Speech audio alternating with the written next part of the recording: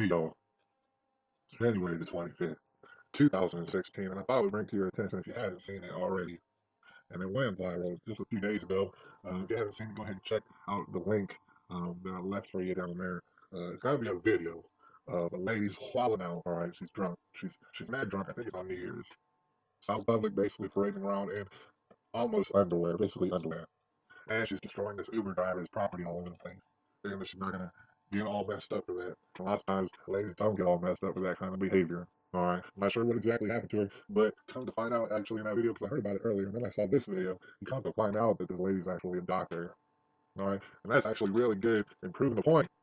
You could be a doctor, you could be all sorts of intelligent person, and still be in love with lies, live by lies, formulate your life around lies, and hide yourself from the truth, hide yourself from success. That's basically what I'm saying. There's also a song that comes to mind.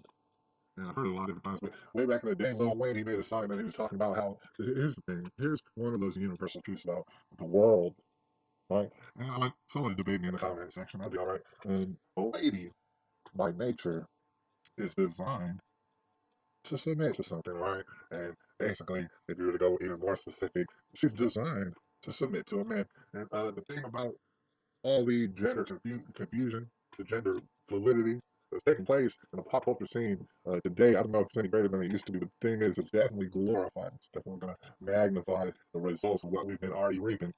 So basically, not depressed people, it's unsuccessful people.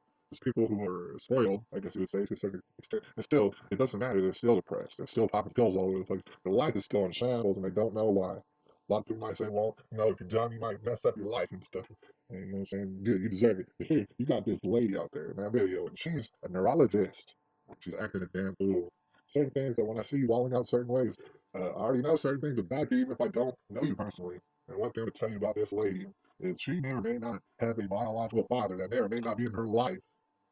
I don't know this, but what I do know is he ain't shit if he is in her life. He ain't shit, right? Because I mean, I hate to break this on y'all, but if she had a father that was shit, she probably wouldn't be roaming around her underwear in public, drunk off her ass, New Year's, destroying people's property. All right, so that's where we're going wrong a little bit. It seems like a very innocent thing. It seems like an equality thing as far as the women's liberation movement has been going and stuff. No, it's not. It's gone way past that. They actually had equality since way back in the day, since at least the women's suffrage movement, where they actually got the right to vote. Right, but the thing is they need to be submitted. They need to be submitted to a real man. See, that's the thing about it. A lot of people might call that sexist, but the thing is, if what I'm saying is correct, then it's the responsibility of a real man to step forward and to be able to tell the lady what to do. That's his responsibility. You know what I'm saying? It's not exactly like a dance in the roses and stuff like that. There's real hard stuff you got to do, and you got to make sure that your family's protected and all sorts of stuff. All right, so there's nothing real sexist about it. What I'm talking about here today, what I'm talking about, is a formula for success. You might look at me, especially if you're a lady and you got your hair dyed right now today, you might be looking at me and saying, well, he's a hater. He's just trying to think about the stuff that he would deem as success and whatnot. And I'll give you that. You can think whatever you like. Because we live in America.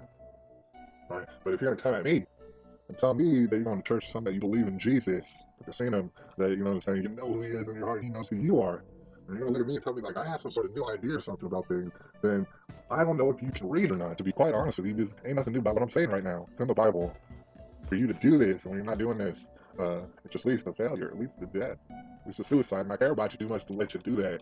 All right. And on the other hand, we need to step up. We need to do what we got to do. There's a lot of men of God out there, or at least that's what they tend to like to say. And if you ask them direct questions like, "Hey, are you the head of your wife, sir? You're married. Are you the head of your wife? Are you her dictator, basically? Do you tell her what to do?"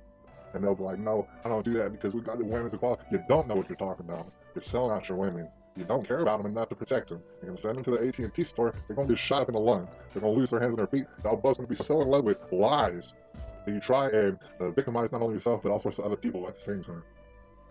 All right, and I know I kind of went off on a tangent, but that's the thing about it. A lady, for success, what you're gonna have to do, you don't want to hear me right now, is you're gonna have to submit to a man, not only a man, but the right man.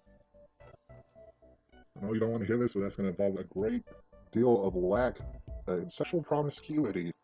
All right, I'm going to leave you with that. It's January the 25th, 2016. Bye. Okay, now get out of here Well, that's right a little now. rough, Randy. No, yeah, but it is rough. Yeah, wrestling is a rough sport. And I am the roughest one in the sport. I am the #1 wrestler in the world today. Tell Hulk Hogan that and tell I Tito will. Santana. I thank you, Randy Savage.